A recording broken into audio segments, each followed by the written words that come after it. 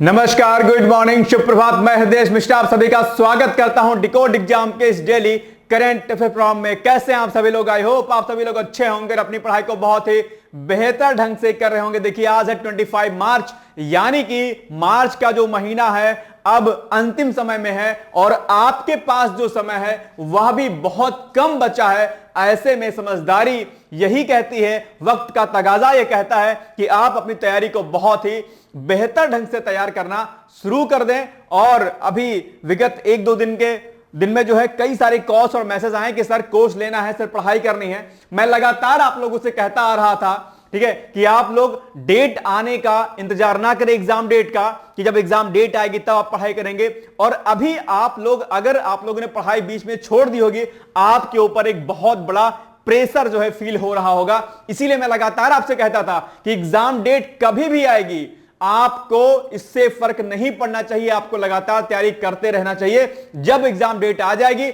आपको कोई टेंशन नहीं रहेगी। लेकिन आप लोगों ने बात को नहीं सुना और जब एग्जाम डेट आ गई तब आपको कोर्स भी लेना है, आपको पढ़ाई भी करनी है। यह सबसे बड़ी क्या है, आपकी मिस्टेक है। आगे भविष्य के लिए आप लोग ये ध्यान रखिएगा कि कभी भी परीक्षा तिथि की नोटिफिकेशन और एग्जाम डेट को लेकर के कभी भी अपनी पढ़ाई को ब्रेक आप लोग मत कीजिएगा, ठीक है। यह बात बहुत ही, मैं आप लोगों से एक पूरी तरीके से, मैं बहुत ही अच्छी तरीके से कह रहा हूं कि यह चीज आपके लिए बहुत जरूरी है। क्योंकि अगर आप एग्जाम डेट का वेट करेंगे, नोटिफिकेशन आने का वेट करेंगे, जैसे अभी आरओ की नई वैकेंसी आएगी, अब आरओ की नई वैकेंसी आएगी, नोटिफिकेशन आएगा, तब तैयारी का आप करोगे, रॉन्ग मेथड है आपका।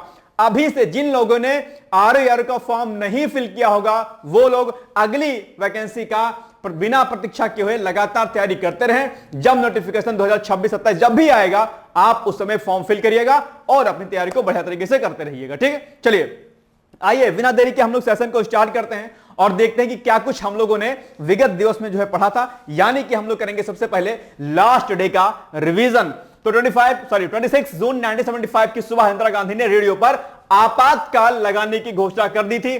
कल हमने आपको समझाया था, हमने आपसे कहा था कि आर्टिकल 352, आर्टिकल 356 और आर्टिकल 360, क्या क्या, कौन कौन सा आर्टिकल? Article 352, article 356, article 360।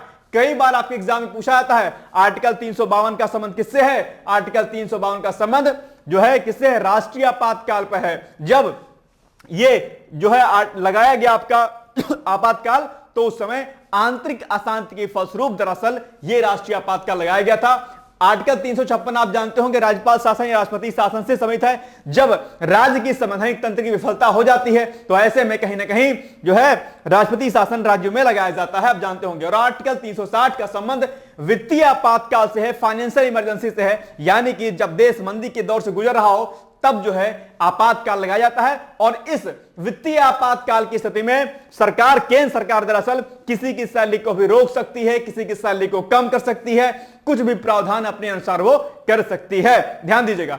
हालांकि आपको बता दूं कि आज तक भारत में आर्टिकल 360 का प्रयोग नहीं किया गया है। दैट मींस कि वित्तीय आपातकाल यानी कि फाइनेंशियल जो इमरजेंसी है वो आज तक भारत में अभी तक नहीं लगाई गई है और दूर दूर तक भी ऐसी संभावना नजर नहीं आ रही है। भारत बढ़ती हुई अर्थव्यवस्थाओं में से एक है और आने वाले समय में नंबर 1 अर्थात सुपर पावर के रूप में भारत उभरने की स्थिति में है। चलिए, सेकंड नंबर है, हाल ही में संयुक्त राष्ट्र के विश्व मौसम विज्ञान संगठन, जिसको हम लोग क्या बोलते हैं? WMO, यानी कि वर्ल्ड मेट्रोलॉजिकल ऑर्गेनाइजेशन इसको हम लोग बोलते हैं। तो इसने अपनी वार्षिक क्लाइमेट स्टेटस रिपोर्ट जारी कर दी है और उसमें कहा गया है कि 2024 दरअसल विगत कई वर्षों में सबसे ज्यादा गर्म वर्ष रहा है। चलिए आगे, भारतीय पुरावशेषों की तस्करी को रोकने के लिए संयुक्त राज्य अमेरिका यानी कि यूनाइटेड स्टेट ऑफ अमेरिका के साथ सांस्कृतिक संपदा करार पर हस्ताक्षर भारत ने कर दिए हैं। यानी कि जो भी पुरावशेष हमारे तस्करी के माध्यम से अलग अलग देशों में अमेरिका पहुंचाए गए हैं उनको हमारे यहां पर वापस लाया जा सके, और इस पर भारत सरकार की एक बड़ी उपलब्धि सामने देखने को मिली है। चलिए आगे बढ़ते हैं हम लोग। नेक्स्ट है भारत का पहला PPP यानी कि पब्लिक प्राइवेट पार्टनरशिप, आप सभी लोग जानते होंगे। इस पर आधारित एक हरित अपशिष्ट प्रसंस्करण संयंत्र यानी कि ग्रीन वेस्ट जो प्रोसेसिंग जो संयंत्र है उसको स्थापित किया जाएगा। आप कहेंगे सर कहां पर स्थापित किया जाएगा? यह मध्य प्रदेश के इंदौर में स्थापित किया जाएगा। यानी कि आपकी जो ग्रीन ग्रासेस होती हैं, लीव्स होती हैं, इनको क्या करना? इनको प्रोसेस करना और इसके आधार पर जो है नए प्रोडक्ट का निर्माण करना। आगे, महाराष्ट्र राज्य के सर्वोच्च नागरिक सम्मान कौन सा है? महाराष्ट्र भूषण। इस महाराष्ट्र भूषण से भी हाल ही में मूर्तिकार कौन है? राम सुतार जी को जो है सम्मानित किया जाएगा। ये राम सुतार जी वही हैं जिन्होंने क्या किया था, जिन्होंने जो सरदार वल्लभ भाई पटेल जी की जो स्टैच्यू ऑफ यूनिटी जिसको हम लोग बोलते हैं, उनका भी निर्माण इन्होंने ही किया था। बहुत बड़े कांस्य मूर्तिकार के रूप में जाने जाते हैं। चलिए आगे, आतंकवाद के मुद्दे पर आसियान रक्षा मंत्रियों की बैठक प्लस, ठीक है, विशेषज्ञ कार्य समूह की 14वीं जो बैठक है वो 19 to 20 मार्च तक नई दिल्ली में दरअसल आयोजित की गई। और मैंने कल आपसे कहा था कि आसियान के बारे में आप लोग बखूबी पढ़ लीजिएगा। चलिए आगे बढ़ते हैं। नेक्स्ट है, फिलीपींस को स्क्वाड अलायंस में शामिल होने का आग्रह किया गया है। और भाई साहब ध्यान दीजिएगा, ये स्क्वाड सम्मेलन आपका क्वाड सम्मेलन से इतर है, यानी कि क्वाड समिट अलग है और ये स्क्वाड जो समिट है वो क्या है, अलग है। दोनों में कंफ्यूजन नहीं रखना है। और अब जरा मुझे एक बात आप लोग बताओ कि क्वाड में कुल कितने देश हैं? जल्दी जल्दी से मुझे कमेंट करके फटाफट बताओ कि जो आपका क्वाड कंट्रीज हैं, क्वाड कंट्रीज में कुल कितने देश हैं? ये मुझे अभी आप लोग तुरंत फट से कमेंट करके बताओ, क्योंकि क्वाड में कुल कितनी कंट्री हैं ये अक्सर आपके एग्जाम में पूछा जाता है। और भारत के परिप्रेक्ष्य में क्वाड की इंपॉर्टेंस क्या होती है, ये आपके यूपीएससी एंड स्टेट पीसीएस के किसी भी एग्जामिनेशन में, मेंस में आपके पूछा जा सकता है। तो मुख्य परीक्षा के दृष्टिकोण से भी जो आपने 2 कॉपी बनाई होगी, एक कॉपी जिसमें मैं आपको टास्क देता हूं, होमवर्क देता हूं, और एक कॉपी जिसमें मैं कहता हूं कि आपको मुख्य परीक्षा के उत्तर लेखन कार्यक्रम जो मैं कराता हूं, लास्ट में क्वेश्चन देता हूं, उसको लिखना है। तो आज आप अपनी सेकेंड कॉपी में आपको क्या लिखना है कि क्वाड की इंपॉर्टेंस भारत के रेफरेंस में क्या है। ठीक है, ये आप लोग लिख करके बताइएगा मुझे। ये मैं आपको देता हूं आज का टास्क। और दूसरा क्वेश्चन भी आपको जस्ट बताना है कि क्वाड में कुल कितनी कंट्री हैं। ठीक है, अब भैया ये जो स्क्वाड है, ठीक है, जो कि क्वाड से इतर है, क्वाड से अलग हटके है, इस स्क्वाड में क्या है, 4 देश शामिल हैं। आपके एग्जाम में पूछा जा सकता है, पूछा इसीलिए जा सकता है क्योंकि स्क्वाड समूह में जो शामिल एक देश फिलीपींस है।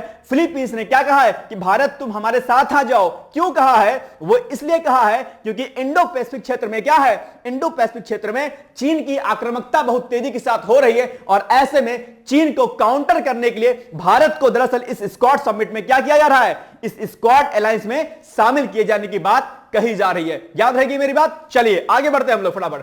अब भैया देखो कि कौन कौन से देश इनमें शामिल हैं। इनमें है भैया कौन, संयुक्त राज्य अमेरिका आपका, दूसरा जापान, तीसरा ऑस्ट्रेलिया और चौथा क्या हो जाएगा, फिलीपींस। और अगर भारत इसमें शामिल हो जाता है तो इंडो पैसिफिक क्षेत्र में यानी कि हिंद प्रशांत क्षेत्र में जो है भारत की मजबूती सामने देखने को मिलेगी। और भारत सुपर पावर के रूप में ऑलरेडी उभर रहा है। ऐसे में कहीं ना कहीं भारत की जो इंपॉर्टेंस है ग्लोबली और ज्यादा मजबूत हो जाएगी, खासकर इंडो पैसिफिक क्षेत्र में। याद रहेगा पॉइंट? चलिए आगे बढ़ते हैं हम लोग।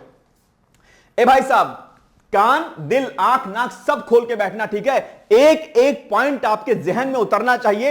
एक भी प्रश्न आपका गलत करंट अफेयर्स का होना नहीं चाहिए। भाई साहब ध्यान रखना, अगर आपने एग्जाम के बाद कहा कि सर करंट अफेयर्स का एक भी प्रश्न गलत हो गया, ध्यान देना भाई साहब, मामला उल्टा हो जाएगा। एक भी प्रश्न गलत करके नहीं आना इस बार। और लक्ष्य अगर आपका आरओ और पीसीएस का है, एनी हाउ इस बार आपको लगाना है। दमखम झोंक दीजिए, क्या हार में क्या जीत में किंचित नहीं भयभीत में, संघर्ष पथ पर जो मिला ये भी सही और वो भी सही। ठीक है, तो ज्यादा लोड नहीं लेना है। अगर पीसीएस का एग्जाम नहीं हुआ था कोई बात नहीं, अक्टूबर में जो एग्जाम आपका प्रस्तावित है पीसीएस का, एसडीएम की पोस्ट आपको एनी हाउ लेनी है तो लेनी है, किसी भी जो है किसी भी हाल में किसी भी सूरत में। ध्यान दीजिएगा, चाहे आप महिला अभ्यर्थी हो या फिर आप जो है पुरुष अभ्यर्थी हो। ठीक, चलिए, केंद्र सरकार ने देश के पर्यटन स्थलों को विकसित करने के उद्देश्य से स्वदेश दर्शन योजना को स्वदेश दर्शन 2.0 के रूप में क्या किया है, नया रूप दिया है। ध्यान दीजिएगा, और इसमें कई प्रकार के सर्किटों को शामिल किया गया है। आगे, भारत ने 1 बिलियन टन कोयला उत्पादन का एक बड़ा जो है आंकड़ा पार कर लिया है। ये अभी हाल ही में एक रिपोर्ट जारी की गई, उसमें जो है ये डेटा सामने आया है। तो ये हमने पढ़ा कल के जो है अपने प्रश्नों को। और कल हमने एक आपसे प्रश्न पूछा था कि बताओ ये जो लोक लेखा समिति होती है ये क्या होती है, तो ये एक वित्तीय समिति है, फाइनेंशियल कमेटी है अपने आप में। एक बात यहां पर बड़ी ध्यान से दीजिएगा, ये जितनी समितियां होती हैं भैया बहुत इंपॉर्टेंट है। कौन कौन सी समितियां इंपॉर्टेंट हैं इसको मैं यहां पर तुरंत ऑन स्पॉट लिख रहा हूं। और आपका ये होमवर्क है कि आप इन समितियों के बारे में डिटेल्स में क्या करिएगा, पढ़ लीजिएगा। नंबर 1 भैया आपके लिए क्या इंपॉर्टेंट है, लोक लेखा समिति। क्या? लोक लेखा समिति बहुत इंपॉर्टेंट है, इसको आपको क्या करना है, रेडी कर लेना है। दूसरा क्या है, प्राक्कलन समिति। क्या, प्राक्कलन समिति, कई बार आपके एग्जाम में पूछा गया है प्राक्कलन समिति क्या होती है। ठीक है, ये दोनों खूब आपके एग्जाम में पूछी जाती है। इन दोनों का गठन कब किया जाता है और इनमें जो है सदस्य जो होते हैं वो कुल कितने होते हैं, और राज्यसभा से मेंबर जो होते हैं वो कुल कितने होते हैं, और जो आपका जो निचला सदन है, लोकसभा है, उनमें से कितने सदस्य इसमें जो है बनाए जाते हैं। तो ये लोक लेखा समिति और प्राक्कलन समिति पर खूब प्रश्न पूछा जाता है। आप लोग जो है इसको रेडी कर लीजिएगा। ये आज आपका क्या है, टास्क नंबर 2 है आपका। ठीक, टास्क नंबर 1 तो मैंने क्या दे दिया आपको कि आप क्वाड के बारे में लिखिएगा, क्वाड की इंपॉर्टेंस क्या है, कुल कितने देश है, और दूसरा टास्क आपका है इन समितियों के बारे में आपको पढ़ लेना है। कई सारे स्टूडेंट ऐसे हैं हमारे जो अपना टास्क लिखते हैं और मुझे व्हाट्सएप पर भेजते हैं। बड़ी खुशी होती है कि वो अभ्यर्थी जो अपना टास्क लिख करके मुझे भेजते हैं, बड़ा आनंद मिलता है यार कि आपकी हमारी कनेक्टिविटी मिली हुई है, जुड़ी हुई है, और आप बढ़िया तरीके से काम करें। आपसे भी मैं यही अपेक्षा करता हूं कि जो मैं टास्क आपको देता हूं, जो होमवर्क मैं आपको देता हूं, जो बातें मैं आपसे कहता हूं कि आपको तैयार करना है, आप उस पर काम जरूर करते होंगे। चलिए, तो ये हो गया भैया आपका होमवर्क। अब हम आते हैं आगे, यानी कि अब हम आते हैं आज के करंट अफेयर्स पर। पहला टॉपिक हमारा क्या है, बादाम वारी गार्डन। संभवतः आप लोगों ने इसका विजिट किया होगा, नहीं किया है तो विजिट कीजिएगा। आप कहेंगे सर यू का चीज है, तो यू है भैया बादाम। अब बादाम तो जानते होंगे, बादाम वारी गार्डन, गार्डन मतलब क्या, दिल गार्डन गार्डन वाला नहीं भैया, ये गार्डन है आपका बगीचा। किसका, बादामों का बगीचा। कहां पर है, ये है आपका जम्मू कश्मीर में। आप जानते होंगे कि बादाम के जो फूल होते हैं, जो पेड़ में जो पुष्प आते हैं, बहुत अच्छे लगते हैं, बहुत महकते हैं वो, और ये जब आप वहां पर घूमने जाएंगे तो वास्तव में दिल क्या हो जाएगा, गार्डन गार्डन हो जाएगा। ठीक है, किसी को देख करके दिल गार्डन गार्डन मत करना, प्रकृति को देख करके दिल गार्डन गार्डन कीजिएगा। ठीक है, ज्यादा फायदे में रहोगे। ठीक है, किसी को देख के करोगे तो मामला गड़बड़ हो जाएगा। ठीक, चलिए आगे बढ़ते हैं हम लोग। जम्मू कश्मीर में बसंत का आगमन होते ही श्रीनगर का बादाम वारी गार्डन पर्यटकों के आकर्षण का केंद्र बन गया है, क्योंकि वहां पर बादाम के बड़े बड़े बगीचे हैं। आप जानते होंगे जम्मू कश्मीर में श्रीनगर के एरिया में आप न सिर्फ जो है बादाम के बगीचे हैं, बल्कि अन्य प्रकार के जो है पुष्प के बगीचे हैं। इसके अलावा केसर की खेती की जाती है, आप ये भी जानते होंगे। केसर के लिए सरकार ने केसर परियोजना भी लॉन्च की है, मैंने अभी आपको कराया था। खासकर पूर्वोत्तर के जो राज्य हैं वहां पर केसर को लेकर के सरकार व्यापक स्तर पर काम कर रही है, मैंने आपको कराया था क्वेश्चन। इसके अलावा जो सेब के बागान हैं वो भी बहुत आयत मात्रा में जो है पाया जाता है कहां पर, जम्मू और कश्मीर में। ठीक है, चलिए, तो ये बादाम के जो है बाग बादाम के हैं। यह गार्डन हरी पर्वत किले की तलहटी में स्थित है, तो ये डेटा भी आपको याद कर लेना। ठीक है, हरी पर्वत किले की तलहटी में है, और इसके आसपास हजरत मखदूम साहिब दरगाह और गुरुद्वारा छठी पातशाही जैसे सांस्कृतिक स्थल भी क्या है, शामिल। तो इसके बारे में प्रश्न आपसे पूछ सकता है कि बताओ ये कहां पर है। आप कहेंगे सर जी ये जो है बादाम वारी जो है गार्डन के बगले में है। ठीक है, पड़ोसी में है इसके, यानी कि पड़ोस में है, और ये श्रीनगर में अवस्थित है। ठीक, ध्यान दीजिएगा। अब एक प्रश्न आपके एग्जाम के लिए यहां पर और इंपॉर्टेंट है, वो ये कि फूलों के अध्ययन को क्या कहते हैं भैया, तो फूलों के अध्ययन को एंथोलॉजी या फ्लोरिकल्चर कहते हैं। कई बार आपके एग्जाम में पूछा गया है, और जितने प्रकार के कल्चर होते हैं, फ्लोरिकल्चर, ओलोरिकल्चर, विटिकल्चर, ठीक है, इन पर बायो वाले सेक्शन में से एक ना एक प्रश्न आता है। तो आज ही लूसेंट को उठाइएगा, या आप अपनी घटनाचक्र की बुक को उठाइएगा और फट से इस वाले पॉइंट को नोट डाउन कर लीजिएगा कि जितने प्रकार के कल्चर होते हैं वो क्या क्या होते हैं। ठीक, अब इसी पर आधारित आपके सामने प्रश्न है कि बताओ निम्नलिखित युग्मों में, भैया 2 बार हो गया है, इसको हटाओ, युग्मों में कौन सा एक युग्म सही सुमेलित नहीं है। तो ओलोरिकल्चर सब्जियों का अध्ययन सही है, आई थिंक सही है। ठीक है, एंथोलॉजी पुष्पक का अध्ययन आई थिंक सही होना चाहिए।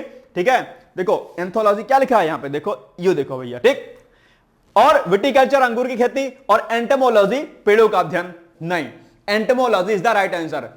राइट आंसर बताओ क्या होगा, क्या एंटोमोलॉजी के अंतर्गत हम लोग पेड़ों का अध्ययन करते हैं? नहीं भाई साहब, एंटोमोलॉजी में कीड़ों मकोड़ों का अध्ययन किया जाता है, कीट पतंगों से संबंधित है एंटोमोलॉजी। जिन लोगों ने जूलॉजी से एमएससी किया होगा, या जिन लोगों ने जूलॉजी से बीएससी किया होगा, या +2 में भी अगर जूलॉजी इनके पास रहा होगा, या जो नीट वगैरह की प्रिपरेशन किए होंगे कभी, वो जानते होंगे अपने आप में, बायो की एक शाखा है अपने आप में। ठीक है, एंटोमोलॉजी। ठीक है, तो भैया ये वाला जो कथन है क्या है, रॉन्ग है, ये वाला क्या गलत है। और क्या पूछा है कि कौन सा एक युग्म सही सुमेलित नहीं है, तो यही वाला क्या है, नहीं सुमेलित है। दैट मींस कि यही वाला क्या हो जाएगा, आंसर हो जाएगा, यानी कि option number D is the right answer. कोई दिक्कत? चलिए आगे बढ़ते हैं, बिल्कुल सही बात है। दूसरा, विश्व जल दिवस, वर्ल्ड वाटर डे, आप सभी जानते होंगे 22 मार्च को दरअसल प्रतिवर्ष विश्व जल दिवस के रूप में मनाया जाता है। और आप यह भी जानते होंगे कि जो हमारे पास ड्रिंकिंग वाटर है ना भाई साहब, ड्रिंकिंग वाटर क्या है, बहुत कम है, पॉइंट समथिंग में है। तो ऐसे में स्वच्छ जल की जो उपलब्धता है भारत में, सॉरी वैश्विक लेवल पर, वो बहुत कम है। इसलिए जल संरक्षण करना हमारे लिए क्या है, आवश्यक है। ध्यान दीजिएगा। और आप लोग बचपन से जल प्रदूषण पर निबंध भी जो है लिखते हुए चले आ रहे होंगे, ठीक है। तो वाटर का कंजर्वेशन बहुत इंपॉर्टेंट है। कई बार क्या होता है, टैब में जो हम लोग ब्रश करते हैं सुबह सुबह, टैब में पानी गिरता रहता है, हम पेस्ट करते रहते हैं, यह भी क्या है, गलत आदत है। कई बार हम रास्ते से गुजरते हैं, कहीं पर टैब खुली हुई होती है, पानी बहता रहता है, हम बाइक से दूर मार के निकल जाते हैं, हमें कोई फर्क नहीं पड़ता है। जब भी आप कहीं पर किसी जगह पर जाएं, टैब खुली हुई हो तो वहां पर आप जाएं। कई बार ये जो सुलभ शौचालय होते हैं वहां पर खूब पानी गिरता रहता है भाई साहब। कभी सुलभ शौचालय का इस्तेमाल करें तो वहां पर जो लोग बैठे होते हैं ठेकेदार, उनसे कहिए कि क्या जाकर क्या करो, बंद करो, नहीं तो कर देंगे हम क्या, कंप्लेंट आपकी, ठीक है। क्योंकि जल संरक्षण क्या है, अपने आप में बहुत ही आवश्यक है। ध्यान दीजिएगा। जहां जहां पर आपको लगे कि वाटर वेस्ट हो रहा है, जहां जहां पर आपको लगे कि जो पानी की जो टंकियों के जो पाइप्स होते हैं, अगर वो लीकेज है, आपकी यह नैतिक जिम्मेदारी है, भारत के नागरिक, जिम्मेदार नागरिक होने के नाते आपकी जिम्मेदारी है कि जल संरक्षण में आपका एक छोटा सा प्रयास बहुत बड़ा जो है कदम साबित हो सकता है। ध्यान दीजिएगा, ठीक। चलिए, तो अनवांटेड जो है मटेरियल मत जो है वो क्या करें, यूज क्या करें। आप रेस्टोरेंट में जाते हो, पानी की एक बोतल लेते हो 25-30 रुपए की, आजकल बड़े रेस्टोरेंट में तो 50 रुपए मिलती है भैया बोतल पानी, आप थोड़ा सा पानी पीते हो, बाकी फेंक देते हो। नहीं करना। रेस्टोरेंट में अगर आप जाते हैं, पानी की बोतल लेते हैं, पानी बच जाता है, चुपचाप से बोतल पकड़ के लेके चले आना। लेकिन कई बार क्या होता है कि हाथ में बोतल पकड़ना आपको शर्म लगता है। अरे भाई साहब, जल ही जीवन है, आपने जीवन को अपने हाथ में ले रखा है, उसको पकड़ने में बोतल को कोई शर्म नहीं होनी चाहिए। जब भी रेस्टोरेंट में जाएं, पानी की बोतल में पानी बचे, आप उसको घर लेके आ जाइए, ठीक। ध्यान दीजिएगा इस बात का। चलिए आगे बढ़ते हैं हम लोग। तो विश्व जल दिवस मनाए जाने की शुरुआत की अगर हम बात करते हैं तो संयुक्त राष्ट्र के द्वारा दरअसल 1993 से हुई थी। और इसका जो उद्देश्य है, पानी के महत्व को उजागर करना है और सतत विकास लक्ष्य 6 को पूरा करना है। सतत विकास लक्ष्य 6 क्या है, जो आपने SDG 6 पढ़ा होगा ना भाई साहब। आप कहेंगे यू क्या चीज है सर जी, तो यू है भैया जो 17 SDG लक्ष्य है ना, मैंने कितनी बार आपसे कहा है, क्या जो 17 क्या जो 17 जो SDG आपके जो गोल हैं, इन गोल से आपके खूब सारे प्रश्न पूछे जाते हैं। इनमें से जो 6 नंबर का जो आपका गोल है, जो 6 SDG है, वो क्या कहता है, वो कहता है कि जल को क्या करना है, स्वच्छ बनाना है, जल को कंजर्व करना है, जल संरक्षण की बात करता है। क्या जल संरक्षण की बात करता है और स्वच्छता की बात करता है। कौन, आपका SDG नंबर 6। और मैंने कई बार कहा है कि ये जो आपके 17 SDG गोल्स होते हैं, वो आपकी परीक्षा के लिए क्या है, बहुत महत्वपूर्ण है। आप लोग 17 के 17 गोल को क्या कर लीजिएगा, तैयार कर लीजिएगा। हो सकता है कि आप एग्जाम में यही पूछ ले कि बताओ निम्नलिखित में से SDG 6 का लक्ष्य क्या है, तो कई सारे आपके सामने ऑप्शन दे देगा और आपसे पूछ लेगा। तो ध्यान रखना कि SDG 6 का जो उद्देश्य है क्या है, वो है आपका जल संरक्षण और जल स्वच्छता, स्वच्छ जल और जो है स्वच्छता के साथ साथ में जो है 2030 तक सभी को शुद्ध जल उपलब्धता, ये इसका क्या है, इसका टारगेट है। क्योंकि आप जानते होंगे 2030 तक इन 17 के 17 SDG गोल्स को क्या करना है, प्राप्त करना है। संयुक्त राष्ट्र का लक्ष्य है अपने आप में, ठीक है। ध्यान दीजिएगा। अब बात अगर संयुक्त राष्ट्र की आ गई है, तो संयुक्त राष्ट्र पर भी कई बार आपके एग्जाम में प्रश्न पूछा जाता है, तो आप लोग क्या काम करिएगा, संयुक्त राष्ट्र के बारे में भी पढ़ लीजिएगा, याद रहेगा। लेकिन उसके पहले 17 SDG गोल्स के बारे में भी आप लोग सारी चीजें रट लीजिएगा। चलिए, इसके अलावा लक्ष्य 2030 तक सभी को पानी और स्वच्छता तक पहुंच दिलाना है, मैंने बता दिया। और इस वर्ष की जो थीम है विश्व जल दिवस की, जो कि बहुत इंपॉर्टेंट है, वो क्या है, वो है आपका ग्लेशियर संरक्षण। आप कहेंगे सर ये क्या होता है, ग्लेशियर के बारे में बखूबी आप लोग जानते होंगे। आप जानते होंगे कि इस समय ग्लोबल वार्मिंग की वजह से, ओजोन डिप्लीशन की वजह से कहीं ना कहीं क्लाइमेट चेंज हो रहा है, गर्मी बढ़ रही है अपने आप में। और ऐसे में ग्लेशियर्स क्या हो रहे हैं, मेल्ट हो रहे हैं, पिघल रहे हैं, उनका आकार कम हो रहा है। ऐसे में ग्लेशियरों के पिघलने से नदी जलस्तर में क्या होती है, वृद्धि होती है। और नदी जलस्तर में वृद्धि होने से जो किसान होते हैं उनको नुकसान होता है। क्यों होता है, क्योंकि बाढ़ का प्रकोप बढ़ जाता है। इसके अलावा जो नदियों के जल की वजह से कहीं ना कहीं समुद्री जलस्तर में बढ़ावा होता है, जो है बढ़ता है उसका जलस्तर, और उससे भी कहीं ना कहीं जो तटीय क्षेत्र होते हैं वो भी जो है कहीं ना कहीं इनसे इनको नुकसान होता है। तो क्लाइमेट चेंज से हालांकि कई प्रकार के नुकसान है, लेकिन चूंकि थीम इस बार की क्या है, ग्लेशियर्स संरक्षण है, तो यानी कि ग्लेशियर को हमें बचाना है। ये इस बार विश्व जल दिवस 2025 की थीम है, याद रखिएगा, ठीक। चलिए आगे। अच्छा, विगत वर्ष की थीम क्या थी यह भी तैयार कर लीजिएगा। कई बार आपके एग्जाम में विगत वर्ष की थीम के बारे में ही प्रश्न पूछ लेता है, ठीक है, इसको रेडी कर लीजिएगा।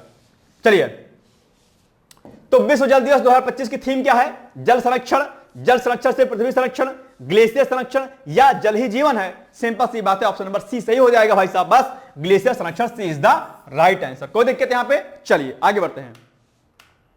भारतीय मानक ब्यूरो, इसको क्या बोलते हैं? BIS, ठीक है, इसको पहले ISI कहते थे, आप जानते होंगे, ठीक है। तो भारत मानक जो ब्यूरो है जल्द ही क्या करेगा? वार्षिक मानकीकरण कार्यक्रम, ठीक है, 2025-26 जो है लॉन्च करने जा रही है या लॉन्च करने जा रहा है, ठीक। इस कार्यक्रम के तहत क्या होगा? नए मानक तैयार किए जाएंगे, नए स्टैंडर्ड होंगे, नए पैरामीटर्स होंगे और पुराने मानकों को अपडेट किया जाएगा। यानी कि जो भी कोई प्रोडक्ट होता है उसके अपने नए मानक होने चाहिए, पुराने मानकों को, पुराने स्टैंडर्ड को क्या किया जाएगा? अपडेट किया जाएगा, राइट। कि भैया इस प्रोडक्ट के ये मानक हैं, ये पैरामीटर्स हैं, इस बिहाफ पे हम इस प्रोडक्ट को क्या कह सकते हैं? बढ़िया कह सकते हैं, ठीक है। BIS की मोहर बहुत जरूरी होती है, आप सभी लोग जानते होंगे, ठीक है। तो अपडेट किया जाएगा इन मानकों को ताकि विभिन्न उद्योगों में गुणवत्ता जो है क्या हो सके? बेहतर हो सके, यानी कि क्वालिटी जो हो सके प्रोडक्ट की अलग अलग इंडस्ट्रीज में क्या हो? बेहतर हो पाए। आप जानते होंगे कि अगर BIS स्टैंडर्ड नहीं होता है, अगर अंतरराष्ट्रीय मानकों का जो है मानकों को अगर नहीं उसका पालन किया जाता है, तो वैश्विक लेवल पर जो हमारे प्रोडक्ट होते हैं वो कहीं ना कहीं नहीं टिकते हैं और ऐसे में कहीं ना कहीं हमारा जो निर्यात होता है वो क्या होता है? डिस्टर्ब होता है, ठीक है, ध्यान दीजिएगा। चलिए, BIS भारत का एक राष्ट्रीय मानक संस्थान है, आप जानते होंगे, जिसका लक्ष्य क्या है?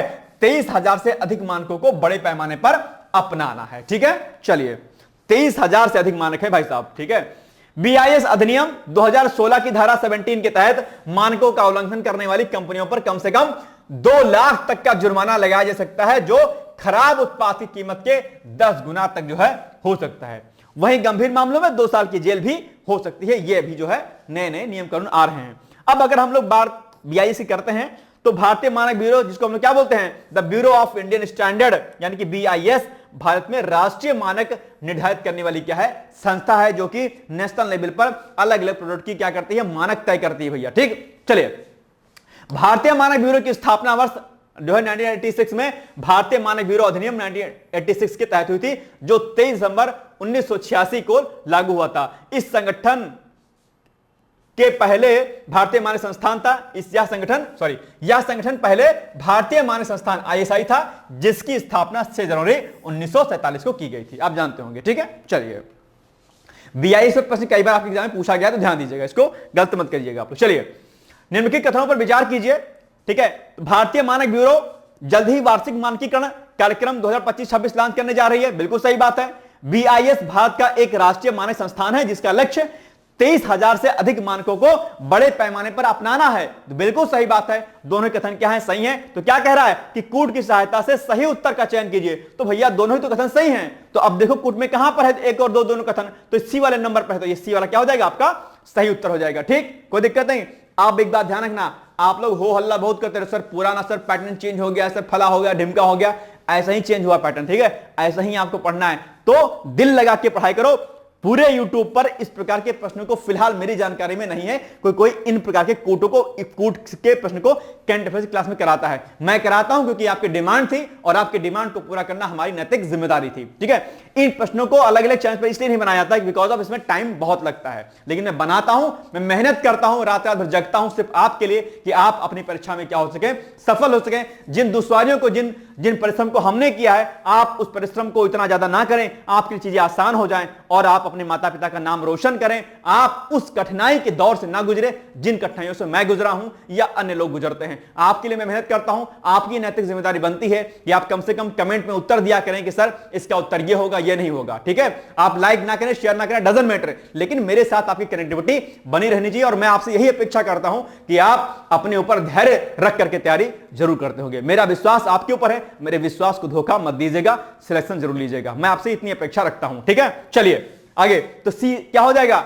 सी इज द राइट आंसर, ठीक। चलिए आगे, एक न्यूज मैं आपको यहां पर और दे दूं अच्छी कि कि यूपी स्पेशल पर आधारित अभी ऑब्जेक्टिव क्वेश्चन की सीरीज हर महीने की मैं लाने वाला हूं, जहां पर मैं आपको 20-25 क्वेश्चन जो है यूपी स्पेशल के खासकर अलग से इसके इतर मैं आपको कराया करूंगा, जिसकी सीरीज जो है आई थिंक कल शायद रिलीज हो गई या शायद आज रिलीज होगी। ठीक है, ध्यान दीजिएगा। चलिए, भारत और न्यूजीलैंड के बीच वार्ता भी हाल ही में संपन्न हुई है। तो न्यूजीलैंड के प्रधानमंत्री कौन है? क्रिस्टोफर लक्सन है भाई साहब। ये इस बार फेमस थे और एक लंबे समय के बाद किसी जो है न्यूजीलैंड के प्रधानमंत्री की भारत की यात्रा थी, तो ऐसे में कहीं ना कहीं प्रधानमंत्री लक्सन जो है फेमस थे अपने आप में इस वर्ष। तो 16 से लेकर के 20 मार्च तक भारत के दौरे पर थे कौन? ये भैया क्रिस्टोफर लक्सन जी। ठीक है, तो इन नेताओं ने, जो भारत और यहां के थे, इन लोग नेताओं ने व्यापारिक संबंध मजबूत करने पर सहमति जताई और व्यापार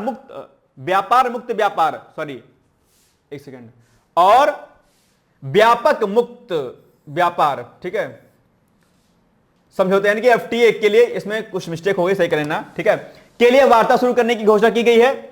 और इस समझौते के का उद्देश्य जो है क्या है? देशों के बीच आर्थिक सहयोग को क्या करना? बढ़ाना। यानी कि जो ये समझौता हुआ है, इनमें दोनों देश व्यापक स्तर पर क्या करेंगे? व्यापक स्तर पर मुक्त व्यापार समझौते, ठीक है, मुक्त व्यापार समझौता एफटीए जिसको हम लोग बोलते हैं, कई बार आपके एग्जाम पूछा जाता है। ठीक है, अलग अलग देशों के मध्य में एफटीए पर साइन होता है। तो न्यूजीलैंड और जो भारत के मध्य जो ये वार्ता व्यापारिक हुई है व्यापक स्तर पर, इस पर जो है प्रश्न आपके एग्जाम में पूछा जा सकता है। ठीक है, ध्यान दीजिएगा। लेकिन फिलहाल न्यूजीलैंड के प्रधानमंत्री कौन है, ये प्रश्न आपके एग्जाम में इस वर्ष पूछा जा सकता है। तो क्रिस्टोफर लक्सन है इस बार पीएम वहां के। ठीक है, चलिए, क्रिस्टोफर लक्सन की यात्रा के बारे में यहां पर कई प्रकार की चीजें यहां पर जानकारी आपको दी गई है। इसको आप लोग पीडीएफ में पढ़ लीजिएगा कि भारत की तरफ से कौन कौन थे और न्यूजीलैंड की तरफ से कौन कौन मंत्री शामिल थे। ठीक है, आप बाकी यहां पर समझ जो है इसको पढ़ लीजिएगा। और इसके दौरान, उनकी यात्रा के दौरान एजुकेशन हो गया आपका, ठीक है, प्रौद्योगिकी यानी कि टेक्नोलॉजी हो गया, टूरिज्म हो गया, इन्वेस्टमेंट हो गया, मैन्युफैक्चरिंग हो गया, ठीक है, खाद्य यानी कि फूड हो गया, कृषि यानी कि एग्रीकल्चर हो गया, जैसे क्षेत्रों में साझेदारी को बढ़ावा देने पर फोकस किया गया है। और इस दौरान 33 समझौते जो है किए गए हैं दोनों देशों के बीच में। तो ये अपने आप में बड़ी बात थी कि न्यूजीलैंड और भारत का जो व्यापार है क्या है, वो व्यापक स्तर पर बढ़ रहा है। ठीक है, चलिए, मुक्त व्यापार समझौता इसको बोलते हैं हम लोग ना, एफटीए। चलिए, निम्नलिखित कथनों में कौन सा ऐसे कथन सही नहीं है? यानी कि आपसे क्या पूछ रहा है? रॉन्ग स्टेटमेंट आपसे पूछ रहा है। क्या पूछ रहा है? Wrong statement. ध्यान दीजिएगा, यहीं पर आप लोग कई बार गलती करते हैं। मैं अक्सर आपसे पूछता हूं, कहता हूं कि जब आप लोग स्टेटमेंट इस प्रकार के पढ़ा करें तो यहां पर ये जरूर देख लिया करें कि क्या पूछा है, कौन सा सही है पूछा है या कौन सा सही नहीं है पूछा है। और इसका एक दूसरा प्रश्न और पूछता है कि निम्नलिखित में से कौन सा सत्य है या कौन सा सत्य नहीं है या कौन सा असत्य है। इसमें कंफ्यूजन में नहीं रहा करना, बहुत ध्यानपूर्वक प्रश्नों को पढ़ा करना, ताकि आप क्या करें, वहां पर प्रश्नों को गलत ना कर पाए। ठीक है, चलिए आगे। तो न्यूजीलैंड के प्रधानमंत्री क्रिस्टोफर लक्सन 16 to 20 अप्रैल तक भारत दौरे पर थे। ठीक है, क्या लिखा है? 16 से लेकर के 20 अप्रैल। ए भाई साहब, 16 से 20 अप्रैल कैसे हो जाएगा जी? अभी तो निकल भी नहीं किया है मार्च, तो इसका मतलब क्या हो गया? गलत हो गया ये। ठीक है, ध्यान दीजिएगा। तो यानी कि दैट मींस कि इट्स स्टेटमेंट इज रॉन्ग। ये क्या है? रॉन्ग है, इसको कर दो कट। अब सेकंड स्टेटमेंट पढ़िए। लक्सन कौन? लक्सन कौन भाई साहब? क्रिस्टोफर लक्सन की यह यात्रा महत्वपूर्ण थी। क्यों महत्वपूर्ण थी? क्योंकि यह 2016 के बाद किसी न्यूजीलैंड के प्रधानमंत्री की भारत की पहली यात्रा थी। इसीलिए क्या है, न्यूजीलैंड के प्रधानमंत्री क्रिस्टोफर लक्सन क्या है, इंपॉर्टेंट हो गए हैं आपके एग्जाम के दृष्टिकोण से। तो ये वाला कथन क्या है आपका? सही है। और आपसे क्या पूछा है, कौन सा सही नहीं है? तो यही वाला भैया सही नहीं है, यानी कि केवल एक कथन जो है क्या है, नहीं सही है। अब देखो कूट में केवल एक कहां पर लिखा है, तो ए वाले पे लिखा है, तो बस आपका उत्तर क्या हो जाएगा? केवल एक हो जाएगा, बात खत्म। चलिए आगे बढ़ते हैं। ये देखिए, ए भाई साहब ये क्या हो गया, मैं तो सी लिख गया, गलत हो गया। ये केवल एक होगा, कौन सा सही नहीं है? ये हो गया, इसको करो ए, इसको हटाओ फट से। भाई साहब टाइपिंग हो जाती है मिस्टेक, इसको करो ए, बस काम खत्म। चलिए आगे बढ़ते हैं। भारत ईयू समुद्री सुरक्षा वार्ता। ईयू मतलब क्या हो गया? यूरोपीय यूनियन, यानी कि यूरोपीय संघ। और यूरोपीय संघ पर, क्योंकि ये अंतरराष्ट्रीय संगठन है, अंतरराष्ट्रीय संगठनों पर आपके एग्जाम में प्रश्न खूब पूछा जाता है। मैंने कई बार कहा है कि धरैया ये आपके सिलेबस का पार्ट है प्री का, ठीक है, और मेंस का भी पार्ट है पेपर सेकंड का। तो इसको आप लोग क्या करिएगा, अच्छे तरीके से रेडी कर लीजिएगा। तो अभी हाल ही में भारत और ईयू यानी कि भारत और यूरोपीय संघ की समुद्री सुरक्षा वार्ता पर जो है क्या हुई है, बैठक संपन्न हुई है। तो आइए देखते हैं कि इसमें क्या कुछ चर्चा की गई है। तो 21 मार्च को यानी कि 21 मार्च को दरअसल भारत और यूरोपीय संघ ने दिल्ली में चौथी भारत ईयू समुद्री सुरक्षा वार्ता जो है आयोजित की गई, और तीसरी की गई थी 2023 में, 24 में नहीं हुई थी, अभी हुई है। ठीक है, तो ये चौथी जो है बैठक अभी हाल ही में संपन्न हुई नई दिल्ली में। ध्यान दीजिएगा, इस पॉइंट को आपके एग्जाम के लिए जरूरी है। ठीक है, और इसमें दोनों पक्षों ने समुद्री क्षेत्र में सुरक्षा को मजबूत करने और वैश्विक कल्याण के लिए सहयोग बढ़ाने पर क्या की है, चर्चा की है। ठीक, इसके अलावा विदेश मंत्रालय के अनुसार भारतीय प्रतिनिधित्व मंडल का नेतृत्व मुआन पुई सयावी और संयुक्त सचिव ने किया, जबकि ईयू प्रतिनिधि मंडल का नेतृत्व मैसिएज स्ट्रैटेजिक निदेशक सुरक्षा एवं रक्षा समिति यूरोपीय वाह्य कार्रवाई की सेवा ने किया। कई बार क्या होता है कि जब कोई बैठक होती है, ठीक है, संयुक्त बैठक होती है, तो दो देशों की जब बैठक होती है, माना कि ए देश है कोई और बी देश है, इन दोनों देशों के बीच में बैठक हो रही है, तो कई बार प्रश्न पूछ लेता है कि ए देश की तरफ से किन लोगों ने इस जो है बैठक की अध्यक्षता की और बी कंट्री की तरफ से किन देश मतलब किन व्यक्ति ने जो है इसका जो है अध्यक्षता संभाली। तो ऐसा प्रश्न भी आपको देखने को मिलता है, इसलिए इस पॉइंट को भी आप लोग क्या करिएगा, रेडी कर लीजिए कि भैया इंडिया की तरफ से कौन थे और यूई की तरफ से कौन थे। ठीक है, चलिए आगे बढ़ते हैं। बैठक में दोनों पक्षों ने समुद्री सुरक्षा को बढ़ावा देना, अवैध समुद्री गतिविधियों पर रोक लगाने और महत्वपूर्ण समुद्री बुनियादी ढांचे की सुरक्षा जैसे मुद्दों पर सहयोग बढ़ाने पर सहमति व्यक्त की। आप जानते होंगे कि समुद्री सुरक्षा अपने आप में क्या है, एक बड़ी चुनौती के रूप में सामने देखने को मिलता है, और खासकर तब जब इंडो पैसिफिक क्षेत्र में या हिंद महासागर क्षेत्र में चीन की गतिविधि क्या हो, बढ़ रही हो। तब ऐसे स्थिति में कहीं ना कहीं जो हमारे समुद्री सुरक्षा है वो अपने आप में क्या है, बड़ी है। मैंने लास्ट क्लास में आपसे कहा था कि जो चीन की जो नेवी है वो अपने आप में वैश्विक लेवल पर बहुत बड़ी है, मतलब सबसे बड़ी अगर नेवी की बात करते हैं नेवी की, तो वो आपकी चाइना की है। तो ऐसे में कहीं ना कहीं समुद्री सुरक्षा क्या है, इंपॉर्टेंट रोल प्ले करती है। और इसी के कंटेस्ट में जो वो मैंने बताया ना संगठन स्क्वाड वाला, इसी परिप्रेक्ष्य में स्क्वाड ने कहा था कि भैया भारत से तुम आ जाओ हमारे में। ठीक है, चलिए आगे बढ़ते हैं। तीसरी भारत यूएई समुद्री सुरक्षा वार्ता 5 अक्टूबर 2023 को ब्रुसेल्स में हुई थी। तो ये वाला फैक्ट भी आपसे पूछ सकता है, क्योंकि कई बार क्या करता है कि एग्जामिनर आपका टेस्ट लेता है कि भैया तुम लोग मैगजीनिया जो पढ़ते हो खाली कॉपी पेस्ट वाली पढ़ते हो या सही से पढ़ते हो। ठीक है, तो ध्यान दीजिएगा, इसलिए मैगजीन के चक्कर में बहुत ज्यादा मत रहिएगा, जो कराता हूं उसको करिएगा अच्छे तरीके से। ठीक है, तो तीसरी बैठक कहां हुई थी, ब्रुसेल्स में हुई थी। कब हुई थी, 5 अक्टूबर 2023 को। कई बार आपको एग्जाम में कंफ्यूज करने के लिए विगत वर्षों का डेटा पूछ लेता है। ठीक है, ध्यान दीजिएगा इस पॉइंट को। चलिए, तो इसको याद रखना है। उस बैठक में यानी कि जो ये हुई थी, उस बैठक में भारत का नेतृत्व मुआनवाई सहवावी ने किया था। ठीक है, चलिए अब ये सब कुछ पॉइंट है, इसको छोड़ दीजिए, ये वाला पॉइंट ज्यादा इंपॉर्टेंट है। चलिए आगे बढ़ते हैं। यूरोपीय संघ के बारे में यहां पर पॉइंट दिया है।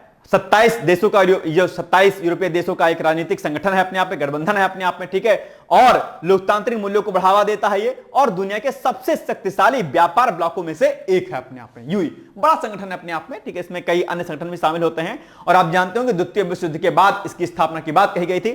ठीक है, ऑलरेडी हमने इस प्रश्न को आपको कराया हुआ है पहले भी कई बार। ठीक है, और 2012 में दरअसल क्या हुआ कि यूरोप में शांति, सुलह और लोकतंत्र और मानवाधिकारों के लिए दरअसल प्रयासों को आगे बढ़ाने के लिए यूरोपीय संघ को नोबेल शांति पुरस्कार से भी सम्मानित किया गया था। ठीक है, आप जानते होंगे ये शांति, सुरक्षा और सभी देशों के मध्य में शांति स्थापित करने पर जोर देता है कौन, यूरोपीय संघ अपने आप पे। ठीक है, तो 2012 में इसको नोबेल प्राइज दिया गया था शांति स्थापित करने के उद्देश्य से। ठीक है, याद रहेगा, हो सकता है पॉइंट आपके एग्जाम में पूछ ले आपसे। चलिए आगे।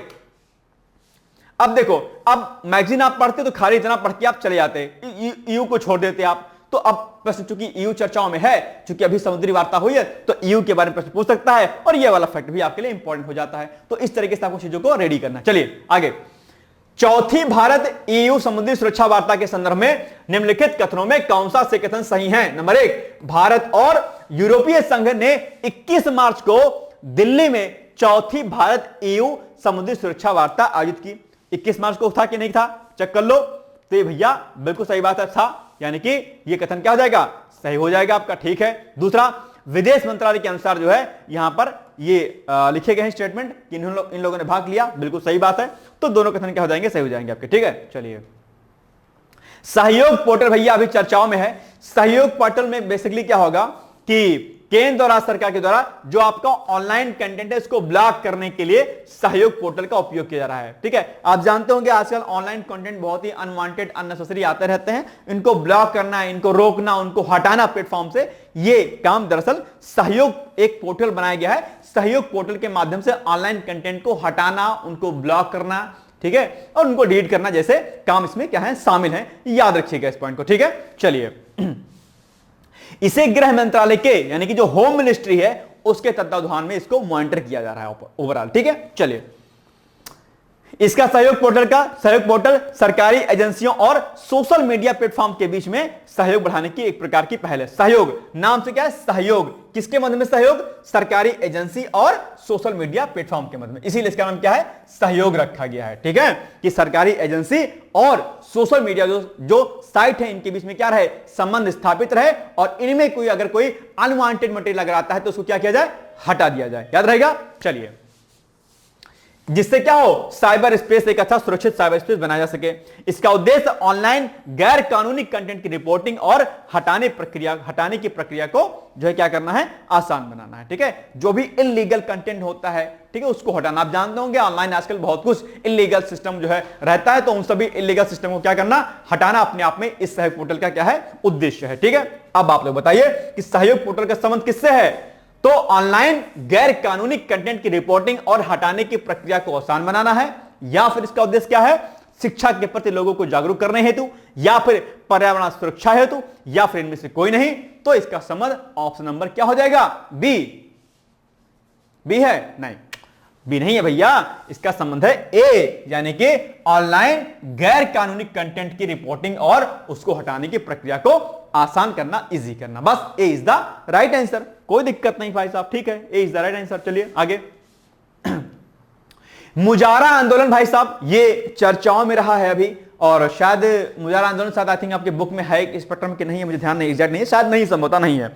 मुजारा आंदोलन दरअसल पंजाब का एक आंदोलन था। मुजारा वो लोग होते हैं जो जिनके पास अपनी खेती नहीं थी, लेकिन लंबे समय तक एक खेती वो कर रहे थे, अपनी जुताई कर रहे थे, लेकिन उन पर उनका मालिकाना हक नहीं मिल रहा था। ठीक है, तो 1930 के आसपास दरअसल ये आंदोलन पंजाब में शुरू हुआ अपने आप में, और जो मुजारा लोग थे यानी कि जो खेती करते थे अपने इस पर्टिकुलर फील्ड पर, ठीक है, लंबे समय तक इनको इस पूरी खेती का मालिकाना हक नहीं मिलता था, और इन्हें इन किसानों को क्या करना पड़ता था, इन किसानों को दोहरा कर देना पड़ता था। किसको, एक जमींदारों को, ठीक है, एक कर देना पड़ता था किसको, जमींदार को, ठीक है, और एक कर देना पड़ता था किसको, अंग्रेजों को। तो दोहरे कर से क्या थे, ये परेशान थे, और इसी परेशानी से निपटने के लिए इन्होंने एक आंदोलन खड़ा कर दिया इन मुजारा लोगों ने, यानी कि जिनके पास खेती जो है अपनी नहीं थी, तो वो मुजारा आंदोलन के नाम से फेमस हो गई। तो मुजारा आंदोलन, इसे पेप्सू मुजारा आंदोलन के नाम से भी जाना जाता है। ध्यान दीजिएगा, 90 मार्च को इस आंदोलन की वर्षगांठ जो है हाल ही में मनाई गई है। यह आंदोलन पंजाब के पटियाला और पूर्वी पंजाब राज्य संघ पेप्सू क्षेत्र में 1930 के दशक में शुरू हुआ था। याद रखिएगा, यह एक किसान आंदोलन था जो भूमिहीन किसानों, या जिसको मुजारा कहते हैं, के अधिकारों के लिए था, जिन्होंने सालों तक जमीन जोतने के बाद भी उसका मालिकाना हक नहीं पाया था। ठीक है, और दोहरे कराधान से इनको परेशानी थी। मुजारों को अपनी पैदावार का एक हिस्सा विश्वेदारों यानी कि जिसको हम लोग क्या कहते हैं, जमींदार कहते हैं, तो अपने पूरी पैदावार का एक हिस्सा जो जमींदार थे उनको देना पड़ता था, तथा कुछ हिस्सा अंग्रेजों को भी देना पड़ता था। तो ये जो दोहरी मार इन पर पड़ती थी, इसी के जो है विरोध में दरअसल इस आंदोलन की शुरुआत की गई थी। ठीक है, वही पॉइंट यहां पर लिखा गया है। और इस आंदोलन के कुछ प्रमुख नेता थे जिनको आप जानते होंगे, जिनमें से एक है कृपाल सिंह, बूटा सिंह। ये दो नेता जो है प्रमुख रूप से इस आंदोलन के लीडिंग पावर में शामिल थे। ठीक, चलिए अब बताओ मुजारा आंदोलन का प्रसार कब हुआ, 1930 के आसपास जो है, 1930 में जो इसका प्रसार खूब तेजी के साथ हुआ। ठीक, चलिए C is the right answer. Now next, Bharat Mongolia द्विपक्षीय बैठक अभी हाल ही में संपन्न हुई भैया, और भारत मंगोलिया द्विपक्षीय बैठक भी आपके एग्जाम के लिए क्या है, जरूरी है। इस पर भी आप लोग 2-4-6 पॉइंट देख लीजिए कि क्या इसमें जरूरी है। चलिए, भारत मंगोलिया ने अपनी रणनीतिक साझेदारी को और मजबूत करने का संकल्प लिया है, और दोनों देशों के वरिष्ठ अधिकारियों ने हाल ही में एक बैठक में द्विपक्षीय संबंधों की व्यापक समीक्षा और विभिन्न क्षेत्रों में सहयोग बढ़ाने पर क्या की है, चर्चा की है। इसके अलावा दोनों देशों ने राजनीतिक संबंधों की जो इनकी 70वीं जो वर्षगांठ है, ये जो है इसके उपलक्ष्य में दरअसल इस उच्च स्तरीय कार्यक्रम का आयोजन किया गया था। तो ये अपने आप में भारत मंगोलिया के संबंधों को मजबूत करने का एक प्रयास था अपने आप में, ठीक है। और आप जानते होंगे कि दरअसल 24 दिसंबर 1995 को दरअसल मंगोलिया के साथ भारत ने राजनयिक संबंध को स्थापित किया था, ठीक। दूसरा, भारत ने मंगोलिया को संयुक्त राष्ट्र यानी कि यूनाइटेड नेशन और गुटनिरपेक्ष आंदोलन, ठीक है, की सदस्यता दिलाने में भी समर्थन दिया था। तो भारत मंगोलिया का संबंध अपने आप में क्या है, मजबूत पहले से रहा है। और अगर हम बात थोड़ा सा मंगोलिया की कर लेते हैं तो आप जानते होंगे मंगोलिया की राजधानी क्या है, उलन बाटार है। कहीं कहीं पर बटोर लिखा रहता है, कहीं पर बटार लिखा रहता है, ठीक है। करेंसी इसके टोग्राक या तुगरिक है। यह उत्तर मध्य एशिया में स्थित क्या है, स्थल रुद्ध देश है। कहां क्या है, स्थल रुद्ध देश। आप मैप में यहां पर देख पा रहे होंगे, यह है आपका मंगोलिया। और क्या कह रहा है कि मंगोलिया एक क्या है, स्थल रुद्ध देश है। स्थल रुद्ध देश क्या होते हैं, जिसको हम बोलते हैं इंग्लिश में लैंड लॉक जो है कंट्री, ठीक है। ये दरअसल क्या होती है, ये वो देश होते हैं जो चारों तरफ से स्थलों से घिरे रहते हैं, जिनकी सीमाएं समुद्र से नहीं लगती हैं। दैट्स कॉल्ड स्थल रुद्ध देश, ठीक है। ये लैंड लॉक जो कंट्री होती हैं। आप यहां पर देख पा रहे होंगे मंगोलिया, यहां पर देखिए आपका, ये देखिए दूर सुदूर में दक्षिण में क्या चाइना है, उत्तर में इसका रसिया है, और सुदूर क्या है आपके इधर सुदूर जो है कजाकिस्तान देखने को मिलता है, जिसकी डिस्टेंस बहुत दूर यहां पर नहीं दिखाई देती है, ठीक है। और यहां पर जो है दक्षिण और जो है पश्चिम में आपकी क्या दिखाई दे रहा है, आपका इंडिया दिखाई दे रहा है, ठीक है। तो इंडिया की सीमाएं तो देखो समुद्र से मिलती है। ये जो ब्लू है क्या है, ये जो समुद्र है। तो लेकिन अब मंगोलिया आप देख पा रहे होंगे तो यहां पर इसकी कहीं भी सीमा जो है आपकी समुद्र से लगती हुई नहीं दिखाई दे रही है, ठीक है। तो ये क्या है, स्थल रुद्ध देश है अपने आप में, ठीक है। और यहां पर फिर इसके बगल में क्या है, दूर क्या है, पैसिफिक ओशियन है, ठीक है। चलिए, और फिर इसी जगह पर यहां है जापान है। यहां पर अब देखो जापान एक कंट्री, देखो जापान देखो समुद्र से घिरा हुआ है अपने आप में यहां पर, ठीक है। चलिए आगे बढ़ते हैं हम लोग। तो वही पॉइंट यहां पर सारे लिखे गए हैं कि इसकी सीमा उत्तर में रूस से, मैंने आपको बता दिया। अगर आपको नहीं दिख पा रहा तो थोड़ा सा मैं इसको जूम कर दे रहा हूं ताकि आप एक बार दोबारा से इसको क्या करें, देख लीजिए, ठीक है। ये देखो भाई साहब, ठीक है, मैं जूम कर दे रहा हूं आपको ताकि दिख जाए। देखो ये मंगोलिया है भैया आपका, ये देखिए दक्षिण में चाइना हो गया, उत्तर में आपका रसिया हो गया, ठीक है। और सुदूर जो है पश्चिम में आपका कजाकिस्तान हो गया, ठीक है। और इधर यहां पर देखिए इंडिया हो गया। और इसकी देखिए इस मंगोलिया की सीमा कहीं भी देखिए आप देखेंगे तो समुद्र से नहीं लगती है, देखिए, ठीक है, नहीं लगती। तो ये क्या हो गया, स्थल रुद्ध देश हो गया, ठीक है। ये ध्यान रखिएगा कि मंगोलिया के दक्षिण में कौन सा देश है, उत्तर में कौन सा देश है, और सुदूर पश्चिम में कौन सा देश है, ठीक है, याद रखिएगा। चलिए आगे बढ़ते हैं हम लोग। अब देखिए, और एक मजेदार बात यहां पर और है कि मंगोलिया की सबसे लंबी जो नदी है वो क्या है, ओरखोन नदी है। ओरखोन नदी मंगोलिया की सबसे लंबी नदी है। और ये इंपॉर्टेंट है आपके लिए भाई साहब, इंपॉर्टेंट इसलिए है क्योंकि ओरखोन नदी यूनेस्को विश्व धरोहर स्थल में क्या है, शामिल है। अब देखो कैंट आपने पढ़ा, मंगोलिया और भारत के बीच में भी वार्ता हुई।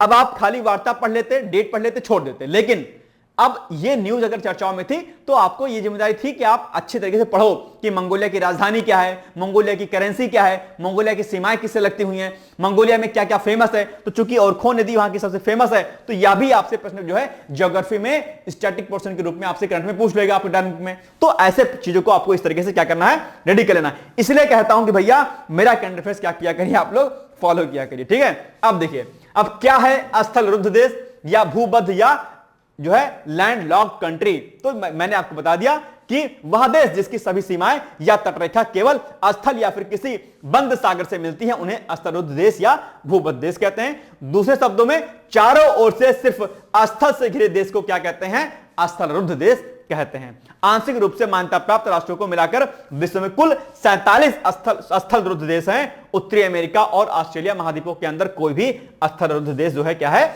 नहीं है। तो ये पॉइंट भी आपके लिए क्या है, इंपॉर्टेंट है। ऐसे प्रश्न आपके एग्जाम में पूछ लेता है, ठीक है, ध्यान दीजिएगा। चलिए आगे, अब आप बताइए कि निम्नलिखित कथनों पर विचार कीजिए। भारत ने 24 दिसंबर 1955 को मंगोलिया के साथ राजनयिक संबंध स्थापित किए थे। तो ठीक बात है, बिल्कुल किए थे। और ऑस्ट्रेलिया की सबसे लंबी नदी क्या है, ओरखोन नदी है। बिल्कुल सही बात है भाई साहब, ऑस्ट्रेलिया की लंबी नदी क्या है, ओरखोन है। ऑस्ट्रेलिया की है नहीं भैया, अभी तो हमने बताया ऑस्ट्रेलिया की नहीं है। कहां की है, ये मंगोलिया की है। ऐसे ही गलत हो जाता है, दिमाग पर रहेगा ओरखोन नदी सबसे लंबी नदी है, लेकिन अब आप देश पर नहीं ध्यान दोगे, चुप पैसे खट से आप स्टेप लगा के टिक लगा के चले आओगे। गलत है ये स्टेटमेंट, रॉन्ग है। ऑस्ट्रेलिया नहीं, मंगोलिया की सबसे लंबी नदी क्या है? ओरखोन नदी है, जो कि विश्व विरासत स्थल में शामिल है। तो ये स्टेटमेंट क्या है? रॉन्ग। और आपसे क्या पूछ रहा है? उपर्युक्त कथनों में कौन सा ऐसे कथन सही नहीं है? तो भैया 2 वाला कथन क्या है? नहीं सही है। अब केवल 2 कहां पर है? बी में है। तो एक तो सही है लेकिन 2 गलत है, तो बस B is the right answer. देखो B is the right answer. ठीक, चलिए अब भैया एक आपके सामने प्रश्न है, विश्व कठपुतली दिवस। क्या? विश्व कठपुतली दिवस। विश्व कठपुतली दिवस दरअसल 21 मार्च को मनाया जाता है, आप जानते होंगे।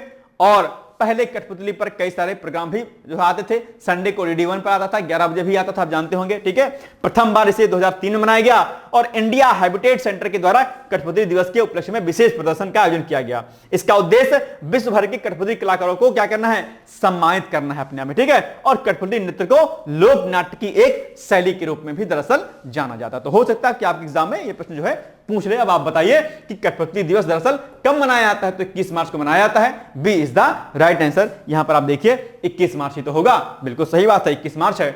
बस हो गया उत्तर सही। अब भैया अब आज आपके लिए एक प्रश्न है, उसका उत्तर आप लोग बताइएगा। प्रश्न क्या है? नील हरित शैवाल निम्नलिखित में से किस एक फसल की पैदावार बढ़ाने के लिए जैव उर्वरक के रूप में लाया जाता है? बहुत ही आसान सा प्रश्न है, कई बार आपके एग्जाम में पूछा गया है। मैं उम्मीद करता हूं कि आप इसका उत्तर जरूर देंगे। ठीक, चलिए अब भैया आपके सामने एक छोटा सा एडवर्टाइजमेंट है कि आप जानते होंगे पीसीएस प्री के लिए हम लोग क्या, पीसीएस प्री के लिए भैया 12,000 प्लस प्रश्नों का टेस्ट चला रहे हैं। 12,000 प्लस प्रश्न टॉपिक वाइज डिवाइड होंगे। एक दिन में एक टॉपिक को रेडी करिए, 25 क्वेश्चन का टेस्ट दीजिए। अगले दिन 2 टॉपिक तैयार करिए, उससे 50 क्वेश्चन का टेस्ट दीजिए। संडे को 50 क्वेश्चन का करंट अफेयर्स का टेस्ट दीजिए। बहुत जबरदस्त ये टेस्ट सीरीज पीसीएस की है और बहुत नॉर्मल सी फीस पर है। आप इसका जो है उपयोग कर सकते हैं अपनी तैयारी में। यानी कि ये जो है आपको अक्टूबर तक आपकी चलेगी और अक्टूबर तक सारे सिलेबस का आप जो है रिवीजन कर ले आएंगे सिर्फ इस टेस्ट सीरीज से पीसीएस की। आप आरओ वाले भी तैयार कर सकते हैं, कोई दिक्कत नहीं। जुलाई तक उनका काफी कुछ कंटेंट इससे रेडी हो जाएगा। ठीक है, बाकी आरओ के लिए already test series decode exam की एप्लीकेशन पर चल रही है। अब बाकी अगर आपको पीसीएस की टेस्ट सीरीज लेनी है 12,000 प्लस प्रश्नों की, तो ये आप ले सकते हैं। इसके अलावा पीसीएस में हम लोग उत्तर लेखन कार्यक्रम भी चला रहे हैं, उसमें भी आप पार्टिसिपेट कर सकते हैं, क्योंकि उत्तर लेखन कार्यक्रम सबसे महत्वपूर्ण है आपके सिलेक्शन के लिए। तो आप लोग इन दोनों की क्वेरी कर सकते हैं। उसके लिए आप मेरे पर्सनल कॉन्टैक्ट नंबर 8604409201 पर आप मुझसे संपर्क कर सकते हैं और अपनी तैयारी को बेहतर ढंग से प्राप्त कर सकते हैं। ठीक है, तो यहां पर आप जो है कॉन्टेक्ट कर लीजिएगा। ठीक है, पहले मैसेज कीजिएगा व्हाट्सएप पे, ठीक है, फिर कॉल कीजिएगा बाद में। ठीक है, बहुत नेसेसरी होगा तो डायरेक्टली कॉल कर सकते हैं, ऐसा कोई जरूरी नहीं है। ठीक है, लेकिन आप ध्यान दीजिएगा कि अगर आपको कोई भी प्रॉब्लम अगर आपको तैयारी में से संबंधित है तो आप सीधे आप इस मेरे नंबर पर संपर्क करिएगा। ठीक, चलिए आगे। अब आपके सामने एक मुख्य परीक्षा का प्रश्न है कि हाल ही में संपन्न चौथी भारत ईयू समुद्री सुरक्षा वार्ता के प्रमुख बिंदुओं पर चर्चा कीजिए। ठीक है, इसको इंटरनेट पर डालिएगा और इस पर उत्तर लिख लीजिएगा। ठीक है, ये हो गया हमारा आज का महत्वपूर्ण वीडियो। और हां भाई साहब, आरओ सुन लीजिएगा एक बात में बहुत ध्यानपूर्वक आप सभी लोग, आरओ यूपी पीसीएस इन सभी के जो है प्रोग्राम पे जो है अभी 50% का क्या चल रहा है? डिस्काउंट चल रहा है। बहुत सारी कॉस्ट आ रही हैं और ये डिस्काउंट 26 मार्च तक ही क्या है? अवेलेबल है भाई साहब, यानी कल तक अवेलेबल है। आप लोग 26 मार्च तक एडमिशन ले ले, अन्यथा 26 मार्च को रात 12 बजे स्वतः जो है हमारा ऑफर समाप्त हो जाएगा। इसको ऑलरेडी अभी होली के उपलक्ष्य में शुरू किया गया था, लेकिन बहुत ज्यादा डिमांड आ गई क्योंकि डेट आ गई थी, तो ऐसे में हम लोगों ने डेट को बढ़ा दिया है। 26 मार्च आपके सामने ऑफर है, आप जल्दी जल्दी इसमें प्रवेश ले लीजिएगा। ठीक है, ये हो गया हमारा आज का महत्वपूर्ण वीडियो। कल मिलेंगे हम लोग एक नई सीरीज के साथ। तब तक आप लोग पढ़ते रहिएगा, मस्त रहिए, व्यस्त रहिए, खुश रहिए और मुस्कुराते रहिए।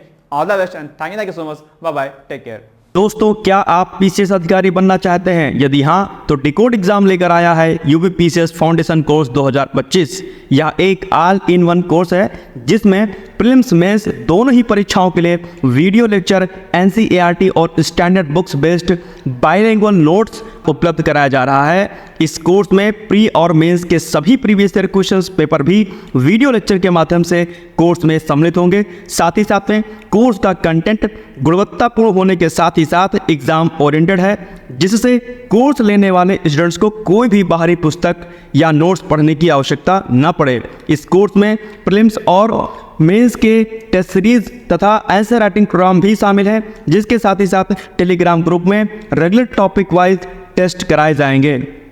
इसके साथ ही CSET, निबंध तथा सामान्य हिंदी की अतिरिक्त कक्षाएं भी चलाई जाएंगी तथा हमारे कोर्स से परीक्षा में सफल होकर इंटरव्यू देने वाले विद्यार्थियों को इंटरव्यू की भी तैयारी कराई जाएगी और अंतिम परिणाम कुछ भी हो पूरी फीस उन्हें रिवार्ड के स्वरूप जो है वापस कर दी जाएगी तथा अगले बैच में उन्हें निःशुल्क प्रवेश प्रदान किया जाएगा।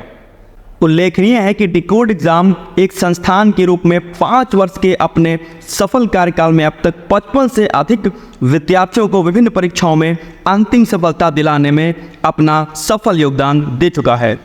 इस कोर्स की फीस 15,000 रुपये निर्धारित की गई है, लेकिन पहले प्रवेश देने वाले 100 विद्यार्थियों को 3,000 रुपये की विशेष छूट दी जा रही है। और अधिक जानकारी के लिए हमारे संस्थान के नंबर 6307495944 पर संपर्क करें।